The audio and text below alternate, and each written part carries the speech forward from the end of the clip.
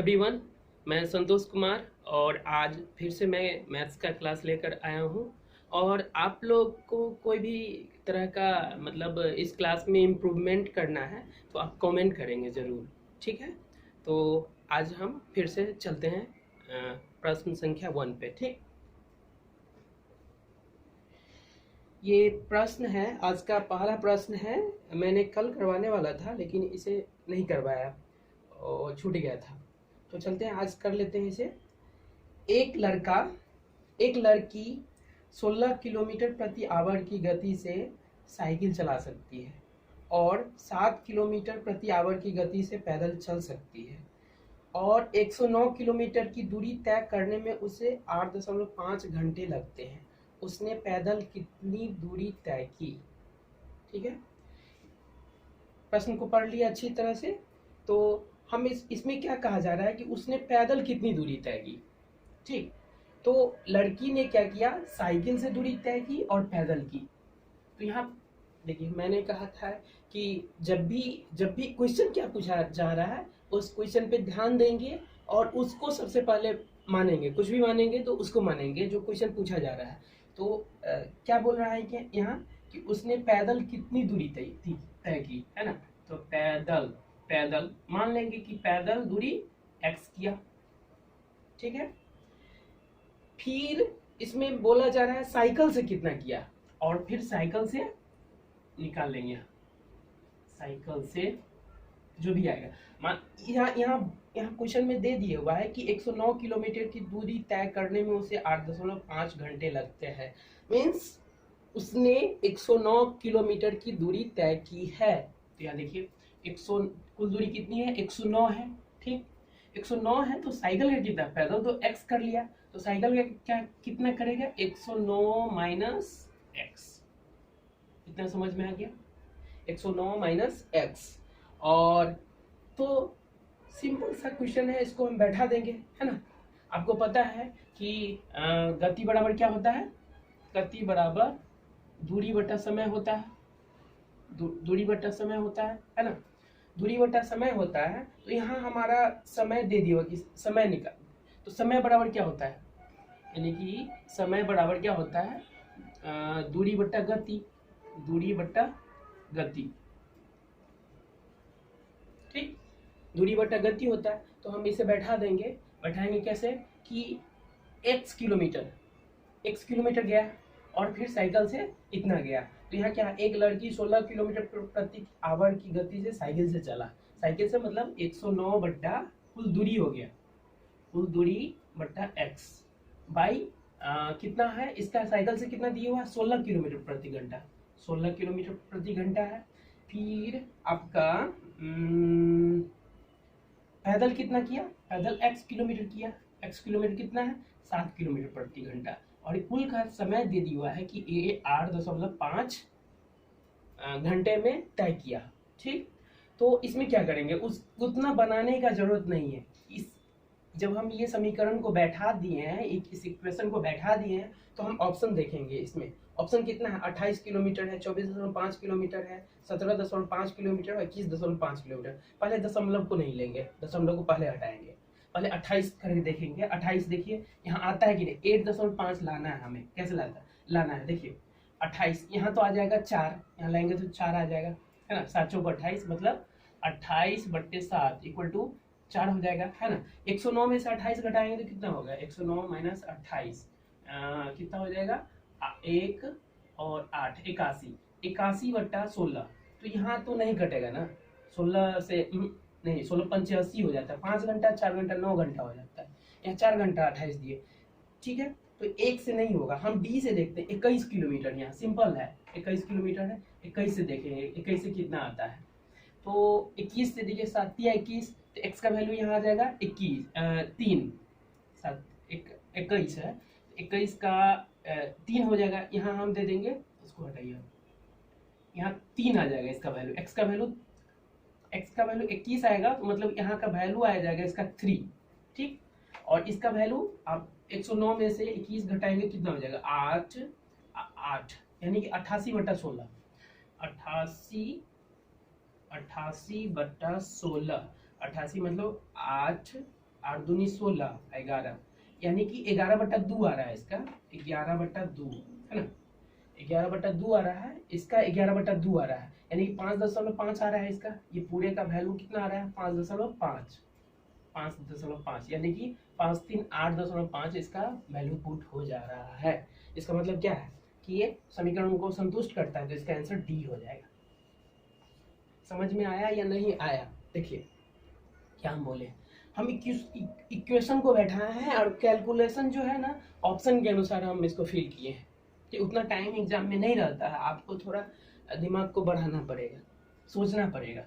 जैसे कि मैंने क्या बोला है कि 109 किलोमीटर की दूरी तय करने में 8.5 घंटा लगता है, टोटल दूरी उसको तय करना है 109 किलोमीटर। और पैदल बोल रहा है कितना, तो पैदल को हम x मान लिए, और साइकिल से तब कितना करेगा, 109 - x। ठीक, अब क्या किए हैं, हमें पता है कि समय बराबर दूरी बटा समय गति होता है, तो दूरी साइकिल से कितना किया, 109 - x किया, और गति कितना किया, 16 किलोमीटर गति है इसका। ठीक, इसी तरह पैदल कितना किया, पैदल x किलोमीटर किया, और 7 किलोमीटर उसका क्या है, गति है ना। अब इस इक्वेशन को बैठा दिए, हम ऑप्शन से फिल किए हैं x का वैल्यू, 28 रखे थे, 28 रखे थे, तो इसका वैल्यू नहीं आया, ठीक है ना। 5 आ रहा था, यहाँ 4 आ रहा था, है ना, तो 5 4 9, इससे ज्यादा हो जा रहा था। यदि हम 21 का वैल्यू यहाँ पुट करेंगे, तो 21 हम पुट करते हैं तो 88/16 आ रहा है इसका। 21 का मतलब 21 घटाएंगे 109 में से, और भाई 16 हो जाएगा, तो 88/16 आता है। और इसको हम 88/16 को निकालेंगे तो 5.5 घंटा आता है, 5.5 घंटा आता है, और इसका 7 3 घंटा आता है, यानी कि हमारा 8.5 आंसर हो गया। ठीक है, इसको इस संतुष्ट हो गया, इस समीकरण को संतुष्ट कर दिया, इसीलिए हमारा डी ऑप्शन होगा इसका आंसर। ओके, चलते हैं नेक्स्ट क्वेश्चन पे।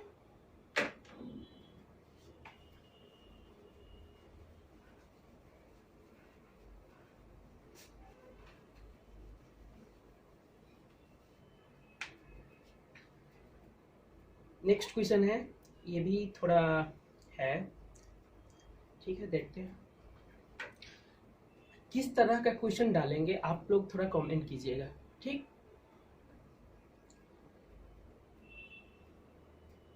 सनी और पावला मिलकर किसी काम को 12 घंटे में पूरा कर सकते हैं, जबकि पावला उसी काम को अकेले 18 घंटे में पूरा कर सकती है। एक अन्य व्यक्ति जेन को अकेले उसी काम को पूरा करने में 45 घंटे लगते हैं। उसी काम को पूरा करने के लिए सनी और जेन कितने घंटे लगाएंगे? देखिए क्वेश्चन में क्या है, टाइम एंड वर्क का है, टाइम एंड वर्क का है, तो इसको इफिशियंसी से बनाएंगे। जो जो बोला जा रहा है उसको हम लिखेंगे पहले। देखिए, सनी और पावला मिलकर, सनी को हम एस से लिखेंगे, डिनोट करेंगे, और पावला को पी से डिनोट करेंगे। ये दोनों मिलकर के 12 घंटे में काम को पूरा करता है, 12 घंटे में पूरा करता है। ठीक, फिर क्या कर रहा है, जबकि पावला, पावला मतलब अकेले, पावला अकेले जो है 18 घंटे में काम करती है। पावला उसी काम को 18 घंटे में पूरा कर सकती है। एक अन्य व्यक्ति जेन को अकेले उसी काम को पूरा करने में 45 घंटे लगता है। और जेन, जेन से जी से जेन लिख देंगे, जेन को कितना लगता है, 45 घंटे लगता है, 45 घंटे।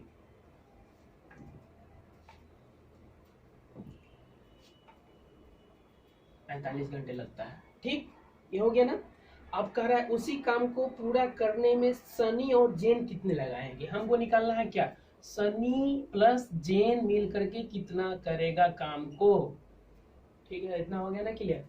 अब इफिशियंसी में क्या करते हैं, यूनिट में निकाल लेते हैं। इसका हम क्या करेंगे, एलसीएम ले लेंगे, ये तीनों का 12 18 45, इसका हम यदि एलसीएम ले लेंगे तो कितना हो जाएगा, 18 पंचे 90 है ना, 18 पंचे 90, 45 दूनी 90, 12 से 90 नहीं कटेगा, यानी कि तो 180 हम ले लेते हैं यहाँ, 180। ठीक है, 180 यूनिट काम टोटल करना होगा किसी को भी, तो 180 यूनिट हो गया टोटल, हम इसका एलसीएम ले लिए। अब देखिए कि एस और पी यानी कि सनी और पावला, सनी और पावला के द्वारा एक काम को 12 दिन में लगता है, 12 घंटे में पूरा करता है, तो इसका इफिशियंसी क्या हो जाएगा, एक घंटे में कितना करेगा, 12 के 12, 12 पंचे 60, यानी 15, एक दिन में 15 काम करेगा। कौन? सनी और पाउला। और पाउला अकेले क्या करेगा? एक दिन में 10 काम करेगा, यानी कि 10 यूनिट काम करेगा, ठीक ना। इसी तरह क्या होगा, जेन कितना काम करेगा? जेन 45 है, ये 45 है, 45 यानी 45 दूनी 90, यानी कि 4 यूनिट काम करेगा। इतना क्लियर हो गया। सनी और पाउला का एक घंटे में 15 काम करेगा, और पाउला एक घंटे में 10 काम करेगा, और जेन एक घंटे में 4 काम करेगा। इतना क्लियर हो गया। अब हमको क्या बोला जा रहा है, उसी काम को पूरा करने में सनी और जेन बोला जा रहा है। देखिए सनी है यहाँ और पाउला है, तो हमारा पाउला का तो दिया है 10, इसका तो दे दिया है 10, इसका कितना दिया है? 10 यूनिट काम करेगा एक घंटा में। तो सनी का हम सनी का नहीं निकाल लेंगे, टोटल तो 15 है, 15 है तो 5 यूनिट काम करेगा। ये समझ में आ गया ना। यानी कि हमारा सनी जो है एक घंटे में 5 यूनिट काम करेगा। इतना क्लियर हो गया ना, ठीक है। अब इसके बाद बोला जा रहा है कि सनी और जेन कितना काम करेगा। सनी कौन सा हो गया? सनी ये हो गया, और जेन कौन सा हो गया? ये हो गया, यानी कि 40, है ना। यानी कि 180 यूनिट काम है, उसमें सनी और जेन दोनों मिल करके कितना काम करेगा? तो सनी का 5 है, जेन का 4 है, तो 9 से हम डिवाइड कर देंगे, यानी कि 9 दूनी 18, 0 20, यानी कि वो 20 घंटे में काम करेगा। Is it clear? ये एकदम क्लियर हो गया। मतलब एक बार हम और बोल देते हैं, सनी और पाउला 12 घंटे में काम करता है, पाउला 18 घंटे में, जेन 45 घंटे में। अब देखिए इसका एफिशिएंसी निकाल दिया कि एक घंटे में 15 यूनिट काम करेगा पाउला, 10 घंटे में 10 यूनिट काम करेगा, और जेन 4 यूनिट काम करेगा। अब इस तरह से हम सनी और पाउला का दिया है तो हम सनी का निकाल लेंगे यहाँ से, और सनी और जेन को जोड़ देंगे, और एक घंटे में इतना काम करेगा, तो 180 यूनिट कितने घंटे में करेंगे? 20 घंटा में। इसका आंसर क्या हो जाएगा आपका? 20 ए होगा। इसका आंसर जो होगा ए। ठीक, क्लियर। नेक्स्ट क्वेश्चन पे चलते हैं।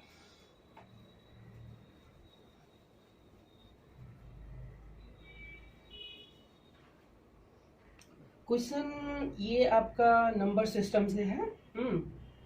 नंबर सिस्टम से है, देखिए इसको लिखते हैं। इसमें 45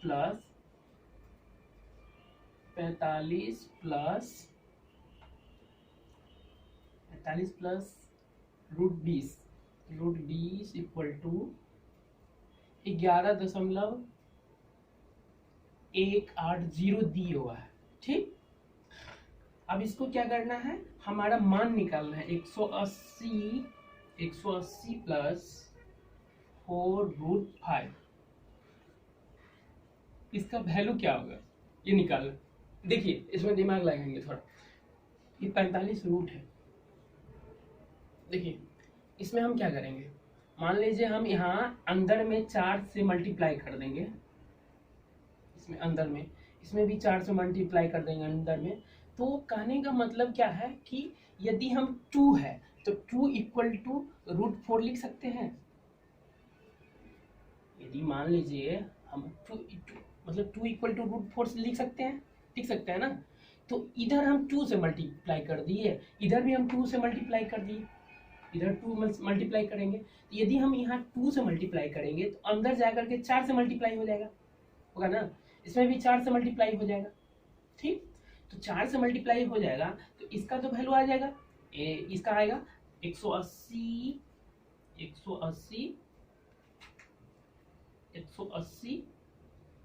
प्लस 20 चौका 80 हो जाएगा, है ना, बराबर ये कितना हो जाएगा, 18 दूनी 36, 22.36 आएगा इसका।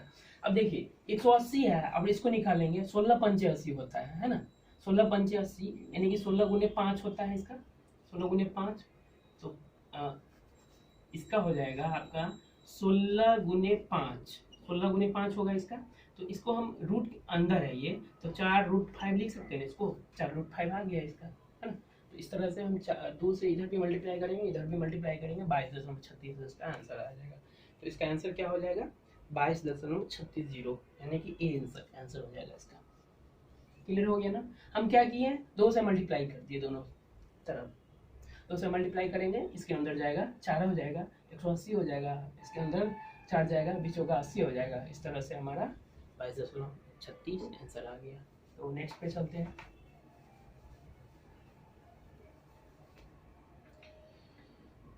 ये क्वेश्चन है आपका सीरीज का है। यह क्या कह रहा है, 11 20 27, अब 11 20 27 11 20 27 36 43 और ये वाट 68 75 बोला जा रहा है कि ये यहाँ क्या होगा, दोनों जगह पे क्या होगा। देखिए हम पहले इस टाइप का बहुत सीरीज में बहुत तरह से आता है, कभी डिवाइड करना होता है, कभी मल्टीप्लाई, पहले कभी भाग देना होता है, कभी गुना करना पड़ता है, कभी जोड़ना पड़ता है, या कभी अंतर से डिफरेंस से निकालते हैं, अंतर से निकालते हैं। यहाँ देखेंगे 9 का अंतर है, यहाँ देखेंगे 7 का अंतर है, फिर यहाँ 9 का अंतर है, फिर यहाँ 7 का अंतर है। इसका मतलब यहाँ भी 9 का अंतर हो जाएगा। तो 9 3 12 के 2 और 1 52 हो जाएगा यहाँ, और फिर 7 59 हो जाएगा। यानी कि हमारा 52 और 59 वाला आंसर हो जाएगा, यानी कि 52 और 59, इसका आंसर सी हो जाएगा। ठीक, क्लियर। नेक्स्ट पे चलते हैं। कुछ आसान भी है, कुछ टफ भी है। अच्छा, ये ज्योमेट्री का क्वेश्चन है, ज्योमेट्री का क्वेश्चन है। देखिए क्या कह रहा है, नीचे दिए गए वृत्त में जीवा ए बी को डी बिंदु पर स्पर्श रेखा DE से मिलाने के लिए बढ़ाया जाता है। यदि AB 24 सेंटीमीटर और DE 9 सेंटीमीटर, तो BD की लंबाई ज्ञात कीजिए। इस क्वेश्चन को देखेंगे अच्छी तरह।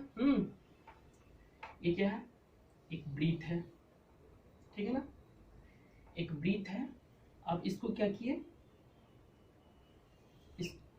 ये पहले जीवन हम खींच लेंगे, AB जीवा है, AB यानी कि चलिए हम बना दिए पिक्चर पहले ही, A B और D। ये क्या कहा जा रहा है, देखिए नीचे दिए गए वृत्त में जीवा AB है, जीवा AB जीवा है, ये जीवा है, A से B तक जीवा है AB, ठीक ना।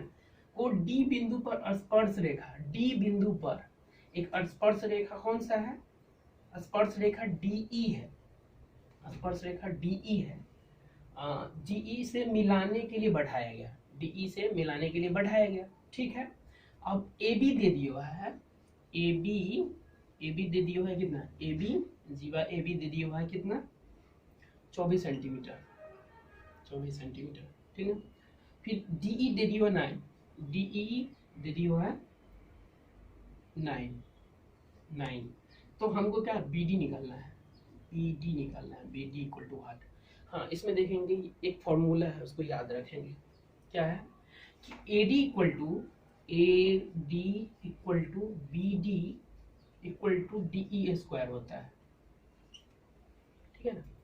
AD गुने BD बराबर DE स्क्वायर। तो AD कितना है, DE दे दिया, DE 9 है, BD हमको निकालना है, ठीक है ना। BD को मान लीजिए x मान लीजिए, ठीक है ना। अब देखिए AB, तो AB 24 दिए हुआ है, तो हम AD है, तो AD इक्वल टू क्या लिख सकते हैं हम, AD equal to AB plus DB लिख सकते हैं, BD लिख सकते हैं, ठीक। हमें क्या निकालना है, BD ही निकालना है ना, तो AB प्लस BD लिख सकते हैं ना। तो AD का वैल्यू दे दिए, AB कितना है, सीधा हम पुट करेंगे वैल्यू, AB कितना है 24, और AB प्लस BD कितना है x, BD x है, ठीक है। और इसको मल्टीप्लाई करेंगे, ये BD तो है ही अंदर, बाहर भी x होगा, इक्वल टू DE स्क्वायर है, तो D कितना है, D 9 है, हो गया। अब देखिए इसको क्या करेंगे, ये हो गया आपका, ये तो द्विघात समीकरण में आ गया, इसमें भी पुट करने का कोशिश करेंगे वैल्यू। देखिए हमको एग्जाम पास करना है, तो क्या करना है, शॉर्ट मेथड बनाना होगा ना, तो इसीलिए हम क्या करेंगे, पुट करेंगे। देखेंगे ऑप्शन में क्या है, 5 कर सकते हैं, तो 24 और 5, यहाँ 5 देंगे 29 हो जाएगा। 29 पंचे बहुत ज़्यादा हो जाएगा, है ना, 9 नहीं आएगा। अब देखिए यहाँ 81 होगा, है ना, ये 9 का स्क्वायर DE स्क्वायर है ना, तो ये 9 में 81 हो जाएगा। ये देखिए 29 पंचे तो बहुत ज़्यादा हो जाएगा ना। यहाँ 3 है ऑप्शन दिया हुआ है, 3 देखते हैं। 27 3 30, नहीं 24 3 27, यानी कि 24 x का वैल्यू हम 3 लेकर के देखते हैं। 3 x का वैल्यू लेकर के देखते हैं। 5 हम देखे थे, 5 से नहीं हुआ था, 5 से देखे थे, लेकिन ये से नहीं होगा। 3 से इक्वल टू 3 से हम देखते हैं।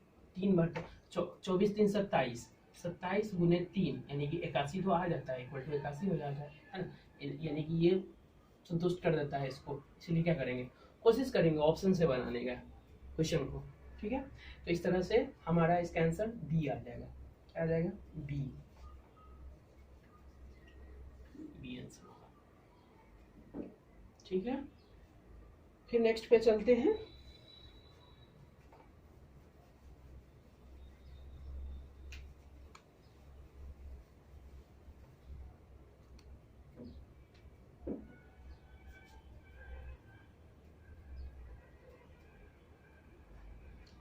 ये आपका क्षेत्रमिति से है, मेंसुरेशन है। इसको देखेंगे। एक समवृत्तीय शंकु जिसके आधार की त्रिज्या इसके शीर्ष की ऊंचाई की 1/3 है का आयतन और इसके गोलार्ध का आयतन बराबर है।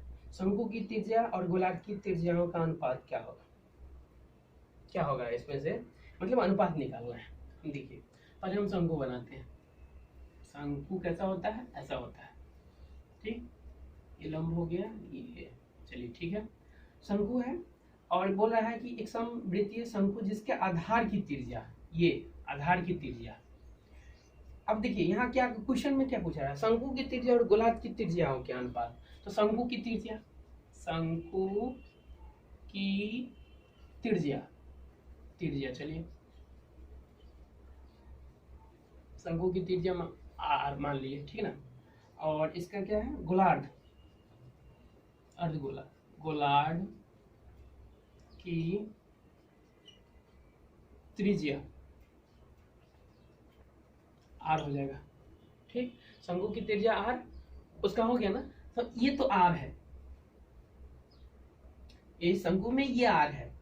ये क्या कह रहा है, h क्या होगा, तो ये क्या होगा, ये क्या कह रहा है कि जिसके आधार की त्रिज्या इसके शीर्ष की ऊंचाई की 1/3 है। मतलब शीर्ष की ऊंचाई 3r दे सकते हैं, यानी कि इसका 3r है। 3r में 1 से 3 करेंगे तो ये r नहीं आ जाएगा, यानी कि इसके ऊंचाई का 1/3 है। त्रिज्या जो है शंकु की ऊंचाई का 1/3 है। इतना क्लियर हो गया ना। तो क्या कह रहा है, ये तो हो गया क्लियर। तो क्या कह रहा है कि आयतन दोनों का बराबर है। किसका आयतन, शंकु का आयतन और गोलार्ध का आयतन बराबर है। प्रश्न से बोला जा रहा है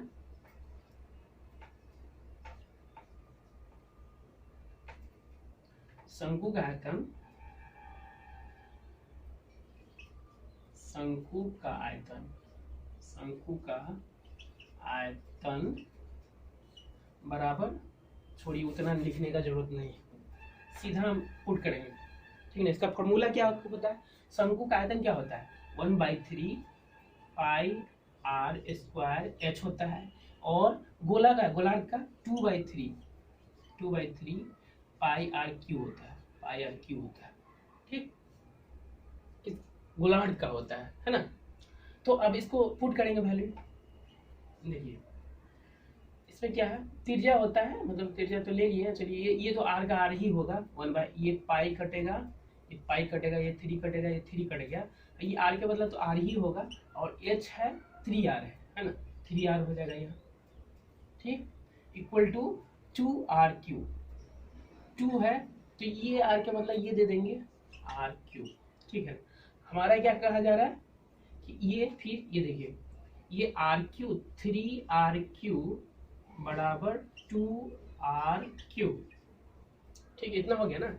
फिर क्या होगा, अब देखिए हम यहाँ क्वेश्चन में क्या देखेंगे, गौर से देखेंगे, शंकु की त्रिज्या और गोलार्ध की त्रिज्या का अनुपात क्या होगा। तो शंकु की त्रिज्या r3 है और गोलार्ध की त्रिज्या r3 है, तो 2/3 हो जाएगा। अब देखिए यहाँ r/r यानी कि शंकु की त्रिज्या बटे गोलार्ध की त्रिज्या, इसका क्यूब हो जाएगा, क्यूब होगा, इसका भी क्यूब होगा, यानी कि r अनुपात r इक्वल टू इसका क्यूब अनुपात इसका क्यूब। इतना क्लियर हो गया? कोई दिक्कत नहीं इसमें? चलिए एक बार और बता रहे हैं। क्वेश्चन में बोला जा रहा है कि एक शंकु है, शंकु में क्या है कि इसके ऊंचाई का त्रिज्या जो है 1/3 है, तो 1/3 है, इस तरह से हम निकाल लिए हैं, ठीक है। और फिर बोला जा रहा है, प्रश्न से क्या कहा जा रहा है कि शंकु का त्रिज्या और गोलार्ध का त्रिज्या, नहीं, शंकु का आयतन और गोलार्ध का आयतन बराबर है, ठीक, शंकु का आयतन और गोलार्ध का आयतन बराबर है। तो इस तरह से हम पुट करेंगे वैल्यू को दोनों का, इस तरह से हम निकाल दिए r/r, मतलब शंकु का त्रिज्या और गोलार्ध का त्रिज्या। तो इसका आंसर क्या हो जाएगा? C हो जाएगा इसका आंसर, C, इसका आंसर होगा C, ठीक। कोई दिक्कत नहीं इसमें? फिर तो चलते हैं नेक्स्ट क्वेश्चन पे।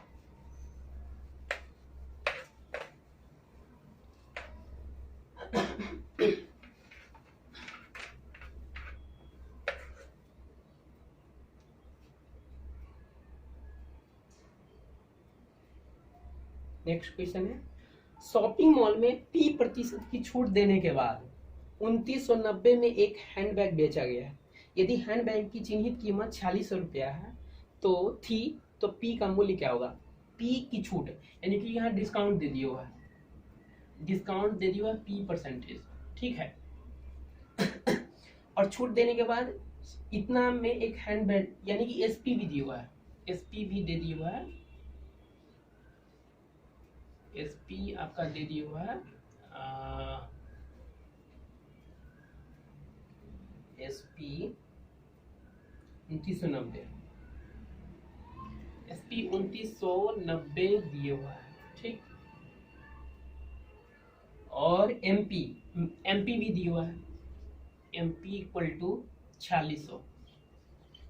देखिए क्या है कि मॉल में P% की छूट देने के बाद 2990 में एक हैंड बैग बेचा गया। यदि हैंड बैग की चिन्हित कीमत 4600 रुपया है, यानी कि मैक्सिमम प्राइस, चिन्हित कीमत मतलब मैक्सिमम प्राइस जो है उसका वो क्या है? 4600 रुपया है, ठीक। तो P का वैल्यू ज्ञात करें। अब हम देखते हैं कि क्या होता है जब भी विक्रय मूल्य निकालते हैं तो जो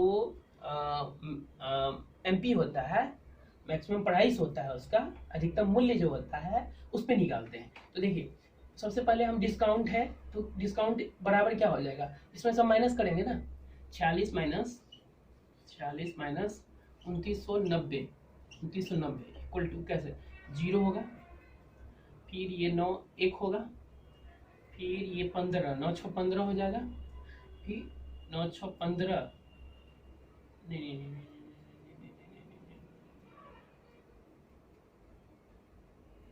1 हो जाएगा, ठीक। 1610 हो गया ना।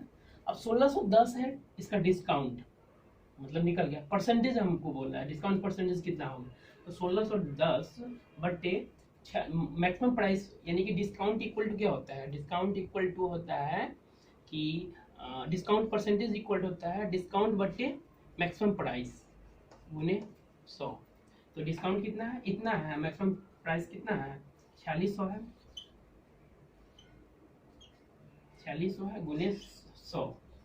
अब इसको काटेंगे, इसको काटेंगे, है ना। ये 23 दूनी 46 और 23 सत्ते 161 35, यानी कि 70/2 इक्वल टू 35%, यानी कि इसका आंसर क्या हो जाएगा, यानी कि 35% इसका आंसर हो जाएगा। आंसर कौन सा है इसमें, 35% C है। ओके, ये भी क्लियर हो गया ना। क्या किया हम, SP दिया हम MP दे दिया है, हमको P% डिस्काउंट परसेंटेज निकालना है, तो हम पहले डिस्काउंट निकाल लेंगे। डिस्काउंट कैसे निकालते हैं, मतलब मैक्सिमम प्राइस माइनस विक्रय मूल्य, है ना, अधिकतम मूल्य माइनस विक्रय मूल्य हो गया, तो हमको डिस्काउंट निकल गया। डिस्काउंट परसेंटेज कैसे निकालते हैं, डिस्काउंट बटे मैक्सिमम प्राइस, अधिकतम मूल्य गुने 100 भाई, इस तरह से 35% निकल गया, ठीक। नेक्स्ट पे चलते हैं।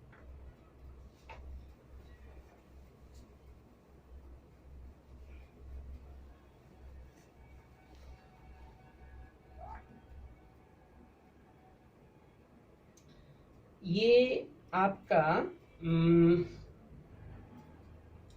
नंबर सिस्टम से है। देखिए 144 क्या हो गया, 144 divided by 40 minus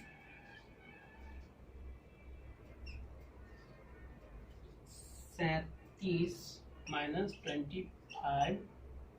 25 minus 112 divided by 7 into 4,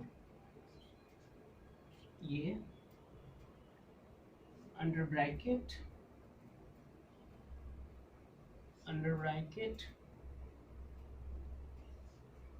ये हो गया है ना। अब इसमें क्या करेंगे, सबसे पहले इसको करेंगे, ठीक। अब इसको करेंगे, देखिए इसको किए, इसका कितना आ जाएगा हमारा 7 चौका 28, 58 56, 58 58 चौका 112, यानी फिर डिवाइड वाला करेंगे, 28 चौका 112, इसका वैल्यू 4 आ जाएगा, है ना। तो 25 माइनस 4 यानी कि ये फिर इसका वैल्यू कितना आ जाएगा, 21 आ जाएगा। 4 घटाएंगे 21, 21 इसमें से घटाएंगे तो 21 घटाएंगे कितना हो जाएगा 6 1 16, यानी कि यहाँ तक का वैल्यू फिर 16 आ जाएगा, ठीक ना। फिर इसमें 16 घटाएंगे, 16 घटाएंगे कितना होगा 4 होगा, 4 होगा, यानी कि एक इधर 2 होगा, 24 हो जाएगा। फिर 24 इसमें से डिवाइड कर रहे, 24 पंचे 124, 4 चौका 6 चौक 24, 6 से 24 छक्के 144, 6 चौक 24 के 4, 2 6 2 12 2 14, यानी कि इसका आंसर का 6 हो जाएगा, डी आंसर हो जाएगा इसका। कैसे हुआ, क्या किया, पहले इसका हम करेंगे, ठीक है ना, ये ऊपर वाला का कर देंगे, फिर इससे हम डिवाइड वाला में किए, मतलब फिर छोटी ब्रैकेट में चले जाएंगे। छोटी ब्रैकेट क्या क्रिया करेंगे, पहले ये डैश वाला करेंगे ऊपर, ठीक है ना, फिर छोटी ब्रैकेट के अंदर वाला करेंगे, तो उसको अंदर वाला किया, हमको 21 आ गया। फिर ये जो है मिडिल ब्रैकेट उसका कर देंगे, 21 हम घटाए इससे 16 आ गया, फिर 16 हम बड़ी ब्रैकेट है उससे हम निकालेंगे तो 24 आ गया, है ना, 24 आ गया। इस तरह से 24 उसको घटाए तो हमारा इतना 144 से 6 आ गया, इसको डिवाइड किए तो तरह से 6 आ गया, है ना। तो 6 आ गया, तो इसका आंसर क्या होगा, डी होगा। क्या बात है, ये चल नहीं रहा है।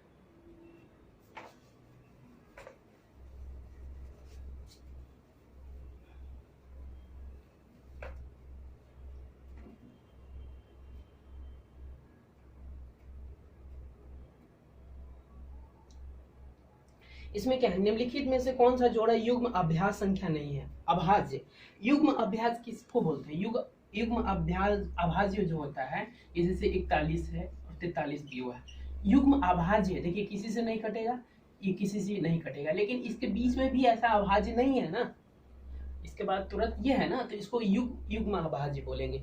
ये नहीं करता है, ठीक है, ये भी नहीं करता है, और इसके बीच में कोई है नहीं ना अभाज्य संख्या, तो ये दोनों को हम युग्म अभाज्य बोलेंगे। देखिए 101 और 103 है ऑप्शन में, है ना, वो भी युग्म अभाज्य है। देखिए इसमें से कौन सा नहीं कट रहा है, एक सी वाला कट रहा है। देखिए 161 है, 23 से कटता है, 23 सत्ते 161 होता है, यानी कि ये युग्म अभाज्य नहीं है, ये भाज्य है, भाज्य होने वाला है। अब देख लीजिए ये तीनों ऑप्शन है, उसमें युग्म अभाज्य क्या है, नहीं है, बाकी ये युग्म अभाज्य है, तो सी इसका आंसर हो जाएगा, ठीक।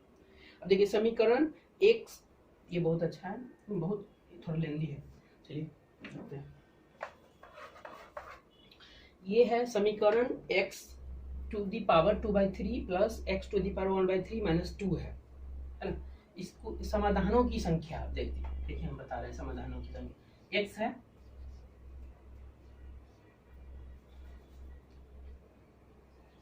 2/3 प्लस x बाई 1/3 माइनस 2 है इक्वल टू 0, ठीक है, इतना है। अब इसमें हम क्या करेंगे, इसका हम x 2/3 plus x 1/3 equal to 2 लिख सकते हैं, हम इसको क्यूब कर देंगे, है ना, x 2/3 यानी कि 2/3 है ना, हम दोनों तरफ क्यूब कर देंगे, दोनों तरफ हम क्यूब कर देंगे, ठीक है ना, यहाँ भी क्यूब कर दी, यहाँ भी क्यूब कर दिए, तो क्या आ जाएगा इसका वैल्यू, हमको पता है ना, ए प्लस बी का होल क्यूब इक्वल टू क्या होता है, A cube plus B cube plus 3ab into A plus B होता है ना, ए प्लस बी ये होता है, ठीक, इतना हो गया ना। अब देखिए हम इतना होता है, ठीक, तो हम इसको निकालेंगे इक्वल टू एक्स क्यूब, तो एक्स एक्स अब ये क्यूब है, यू एक्स स्क्वायर हो जाएगा यहाँ प्लस एक्स हो जाएगा, है ना, प्लस यहाँ 3 क्या है, 3x 2/3 इंटू एक्स 1/3, है ना, और इंटू ये आएगा यहाँ ए प्लस बी आएगा, है ना, ए प्लस बी बोले थे, एक्स ए प्लस बी का वैल्यू हम यहाँ दे देंगे, यहाँ 2 के पावर क्यू यानी कि 8 हो जाएगा, यहाँ इक्वल टू क्या हो जाएगा, हम इसको ए क्यू 8 ही होगा यहाँ, ये समझ में आ रहा है कैसे किए हैं, ए प्लस बी का होल क्यू बराबर A cube plus B cube plus 3ab plus A plus B होता है ना, तो A cube plus B cube है, इसको ए क्यू को हम ये किए हैं, क्यू को करेंगे तो स्क्वायर आ जाएगा, इसके बदला इसमें क्यूब करेंगे क्यूब क्यूब कट जाएगा, स्क्वायर आ जाएगा, फिर इसमें भी क्यूब कटेगा तो एक्स आ जाएगा यहाँ, है ना। अब यहाँ 3ab है, 3ab तो दे दिए, लेकिन इसको भी क्या किए, ये इसके बदले में ab के बदले में ये हम 8 दे दिए यहाँ, इतना क्लियर हो गया ना। तो अब देखिए अब हम क्या करेंगे इसको, अच्छा ये क्या होता है, ये जैसे x 2/3 है इंटू x 1/3 है, तो इसका पावर जो होता है ऐड हो जाता है ना, ऐड हो जाता है, तो इसका क्या होगा, तो ये 3 हो गया, 2 + 1 3 यानी कि 1 हो जाएगा, यहाँ हम लिख सकते हैं ना फिर x square plus x square plus x plus 3x into 8 बराबर 8 हो गया ना इतना, यानी कि 8 3 24,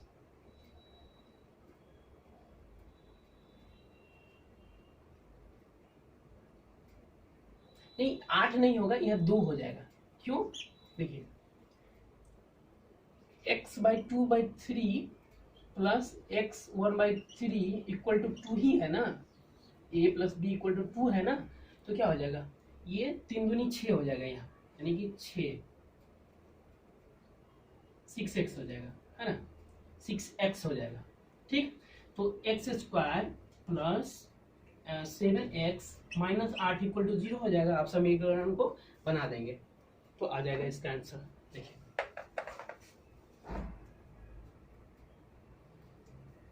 अब इसको हम x स्क्वायर है प्लस 8x है ना minus x minus 8 equal to 0 होगा, फिर x plus 8 minus x plus 8 equal to 0, ठीक, तो x माइनस 1 और x प्लस 8 हो गया, यानी कि x का वैल्यू 1 आएगा और माइनस 8 आएगा, तो समाधानों की संख्या कितना हो गया, इसमें समाधानों की संख्या 2 हो गया, इतना क्लियर हो गया। हम क्या किए हैं, इसमें 2 होगा, समाधानों की संख्या 2 होगा, यानी कि सी आंसर हो जाएगा इसका। हम क्या किए, इसको ए क्यू प्लस बी क्यू पे हम बैठा दिए हैं, ए क्यू प्लस बी क्यू पे तोड़े हैं, तोड़ने के बाद हमको स्क्वायर में आ गया है, ये एक समीकरण द्विघात समीकरण बन गया। द्विघात समीकरण को तोड़ेंगे, जितना आएगा इसका समाधानों की संख्या कि 1 और माइनस 8 आया तो वही आंसर देती है, ये हो गया ना, कोई दिक्कत नहीं। चलिए नेक्स्ट पे चलते हैं।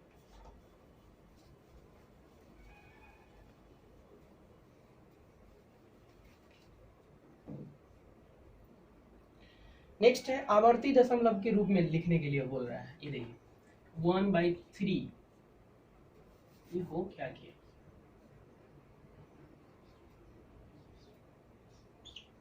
1/3 3000 है ना, इसको बोला है आवर्ती के लिखने के लिए। अच्छा एक बात पता है ना कि आवर्ती में क्या होता है, आवर्ती में बार बार आता है, बार बार आता है, तो बोल रहा है कि इसका आवर्ती क्या होगा। देखिए हम क्या करेंगे, इसको 3 से 1 में हम करेंगे तो ये तो आएगा ही ना, ये आ जाएगा। फिर 3 जीरो है तो 3 जीरो है प्लस ऊपर कर देंगे 1 2 3 बराबर इतना आ सकता है। इसको हम लिख सकते हैं ना 0.0003 ऐसा भी लिख सकते हैं। आवर्ती में है तो इतना लिख सकते हैं। इसका आंसर क्या हो जाएगा? बी हो जाएगा इसका आंसर। ये क्लियर हो गया ना? मतलब बोल रहा है कि आवर्ती में कि इतना को दशमलव आवर्ती दशमलव के रूप में लिखने पर यह क्या होगा, तो यही होगा, इतना होगा।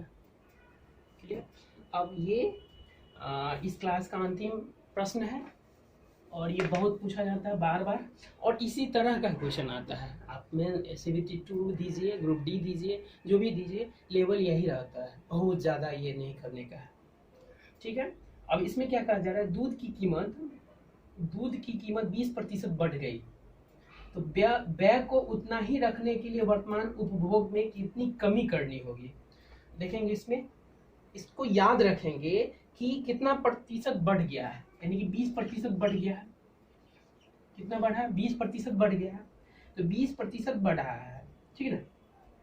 तो 20% बढ़ा है, जो बढ़ा है, बढ़ी हुई जो बढ़ा है जितना, और कितना परसेंट प्लस 100 प्लस बढ़ा हुआ 100 प्लस 20 गुने इसी का हम निकाल देंगे। इस तरह बढ़ी हुई की इसको याद रखेंगे, एकदम एनी टाइम याद रखेंगे इसको। यानी कि जो बढ़ा हुआ है 20 बढ़ा हुआ है, ठीक है ना? 20 बढ़ा हुआ है और 120/100 इसको निकाल देंगे। इतना इतना ये कट गया, ये 6 दूनी 12, 4 तिये 12, 4 तिये 12, 4 पंचे 20, यानी कि इसका हो जाएगा 50/3, यानी कि 16.3% हो गया। इतना हो गया ना?